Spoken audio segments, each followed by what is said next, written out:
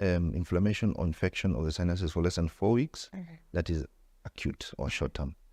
Subacute is between 4 and 12 weeks, and more than 12 weeks is chronic sinusitis. Okay. Yeah, so chronic sinusitis means most likely there's obstruction of the sinus openings, and therefore the disease is perpetuating itself. Okay. So when you say obstruction, so does it mean that it's inflamed, enlarged, or what exactly happens that then causes the obstruction?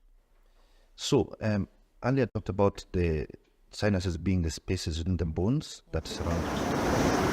Wycliffe Musalia Mudavadi, born on the 21st day of September 1960 to Moi-era minister Moses Subston Mudamba Mudavadi and Mamahana Atsianzale Mudavadi, both now deceased. The politician and land economist who hails from Vihiga County has had a 35-year journey in the political arena.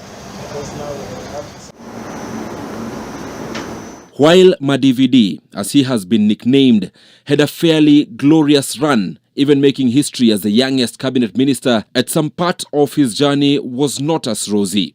He had more thorns than petals. His political light, for some time, was dimmed.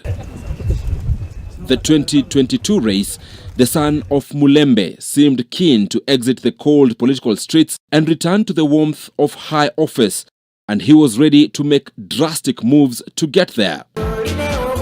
This drastic move, he said, was so huge that the man raised a quaker, termed it an earthquake. The fact that it is being remembered and people want to look at it in terms of perhaps the second anniversary of that event attests to the significance and the upheaval that event caused in what was seen as a done deal, in what was seen as the norm in the politics. So the earthquake, as we called it then, in my view, was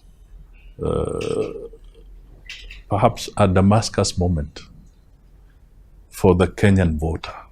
What did this earthquake entail? What were the emotions that built up to the final announcement? Did everyone consider it an earthquake, or for some, was it just a tremor? These are the intrigues of Mudavadi's earthquake.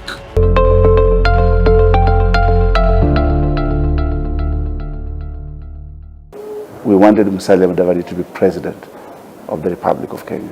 This is Geoffrey Kanoti. For years, he has been Musalia Mudavadi's advisor on political matters. And here, he speaks of the period before December 2021, when Musalia was in the One Kenya Alliance, OKA, leading it alongside Kalonzo Musyoka, Gideon Moi, Moses Wetangula, and Cyrus Jirongo. Their best bet as a solid alternative third force was riding the waves created by the brokenness of the relationship between then-President Uhuru Kenyatta and his deputy William Ruto. You could see people had different interests. Honorable Kalonzo had his own interest. He wanted to be president. He was arguing time was not on his side. He was to be the candidate.